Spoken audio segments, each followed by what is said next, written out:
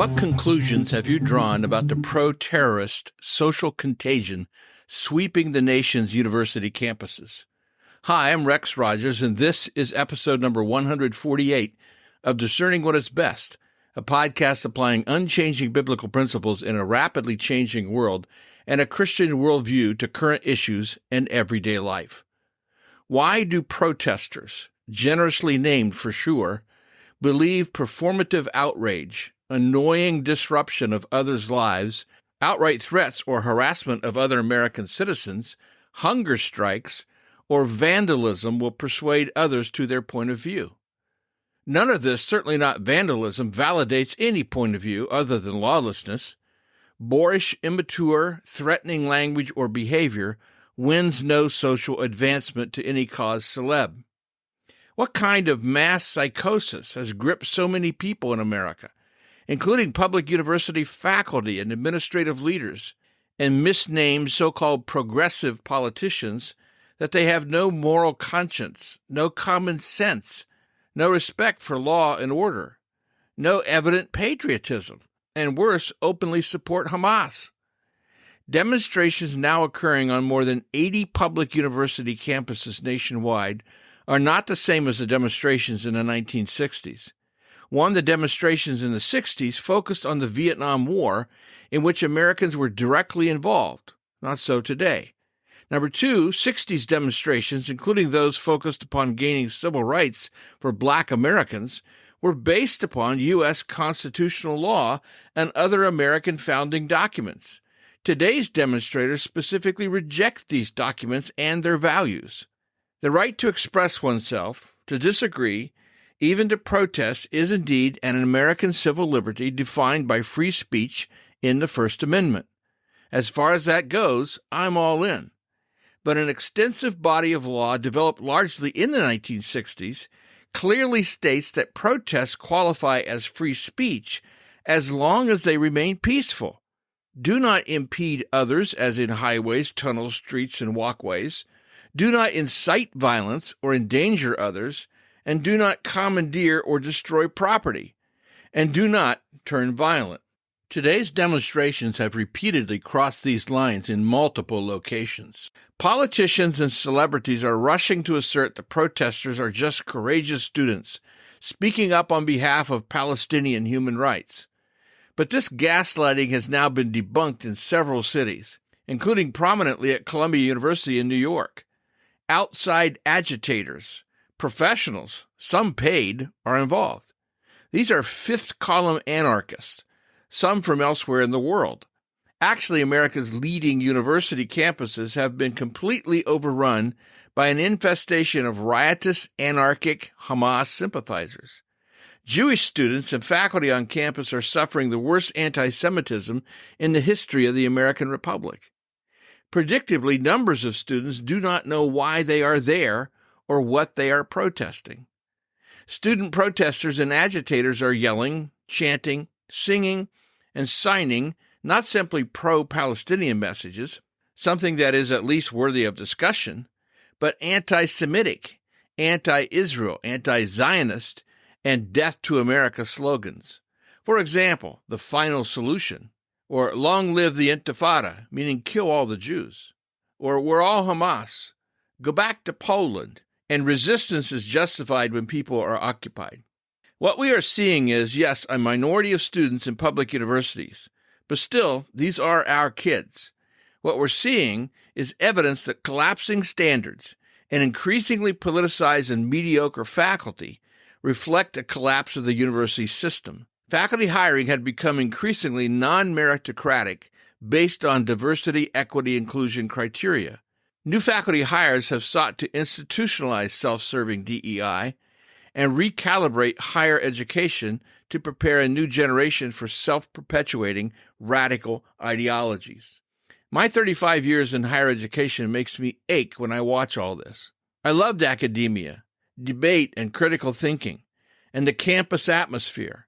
But today, one of the greatest ironies in contemporary college systems is how rampantly anti-intellectual they have become over the course of the last generation or so. Advocacy has increasingly displaced academics in higher education. Activism now permeates higher education as social justice becomes the touchstone for many departments. The emphasis on advocacy at the expense of education has also contributed to the increasing hostility toward opposing views on campus. Those professors and students often show little tolerance for others' views and advocate, quote-unquote, by canceling or silencing others' views as harmful. Students believe only in their truth, and once brainwashed in solipsistic moral superiority, they believe no other view should be considered. And virtually anything is legitimate in the pursuit of their performance outrage, including tossing paint or powders on centuries-old sculptures or artworks, anything for a good TikTok video. If American democracy is at risk, as we often hear these days, it is not from conservatives or Christians. It is at risk from those on the left, not liberals, but leftists, so-called progressive, socialists, American extremists, who hate their own country, promote class warfare, chaos and disruption like campus mob rule, and reject traditional American values like freedom of speech, free enterprise capitalism, law and order, and patriotism. Why? Well, the U.S. is one of the great oppressors, colonizers, inherently racist. Leftists know that they cannot win on the merits of their arguments, so they fall back on power. They prompt street chaos, social debauchery, and lawlessness to create a need for a stronger central government, led by the new philosopher kings, the left. But leftists are not nice or happy people. The left has devolved into intolerant, inflexible, illogical, hateful, misguided, ill-informed, un-American, hypocritical, menacing, callous, ignorant, narrow-minded, and at times blatantly fascistic behavior and rhetoric. The left is illiberal. Even late-night liberal comedian Bill Maher knows this. This is what we are seeing on public university quads, the product of a public education that is not values neutral. As absurd as this may seem, not only is this the insane world in which we now appear to be living, but even more absurd than this, it is a world based upon an insane system of beliefs that we ourselves have created. Put succinctly, with our culture's abandonment of our Judeo-Christian principles and beliefs, we have now trapped ourselves into being required to operate within the warped logic of a man-made, amoral system of beliefs that now prevents us from opposing even that which is evil. Now, what do we need to do to adjust, or some would say reclaim, America's universities and America itself? Well, these steps would go a long way.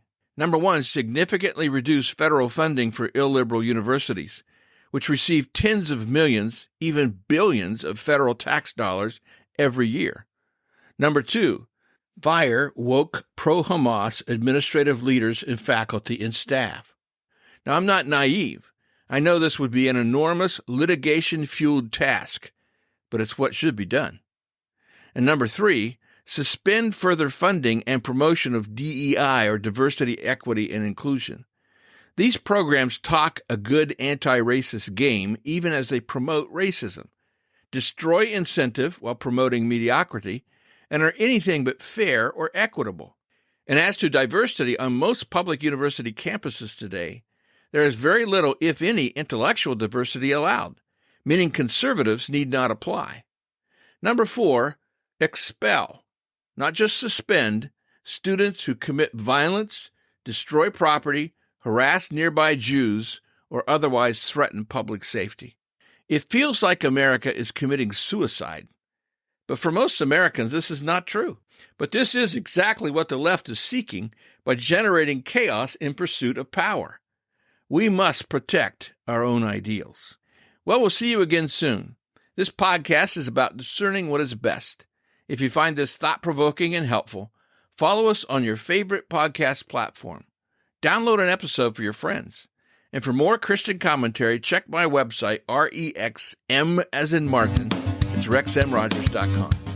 And remember, it is for freedom that Christ has set us free. Stand firm.